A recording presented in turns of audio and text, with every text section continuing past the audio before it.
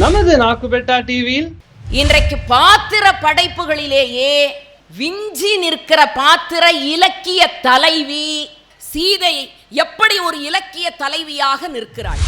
முதலில் இந்த பூமி பந்து நெருப்பு குழம்பாகத்தான் வெளியே வந்தது. அது பின்பு குளிர்ந்துதான் இந்த பூமியாக மாற்றம் பெற்றது. அதே போல பாஞ்சாலியும் நெருப்பிலிருந்து தோன்றியவள். உண்மையிலேயே கௌரவர்கள் சபையில் பாஞ்சாலி கூட அப்படி சொற்சிலம்பம் ஆடி இருப்பாளா என்று நமக்கு தெரியாது. அந்த அளவிற்கு தேவிலட்சுமி இங்கே சொற்சிலம்பம் ஆடினார். சான்றுகளோடு வந்து நின்ற சாதாரண பெண்மணி கண்ணகி.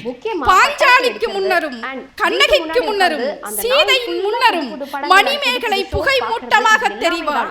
ஆனால் அந்த புகை விலகிய பின்னர் மணிமேகலை என்கின்ற உயர்ந்த கதாபாத்திரம் எழுந்து நிற்பதை நீங்கள் பார்ப்பீர்கள். தமிழ் இலக்கியம் பற்றிய சிறப்பு பட்டிமன்றம் திங்கட்கிழமை காலை 10 மணிக்கு காண தவறாதீர்கள்.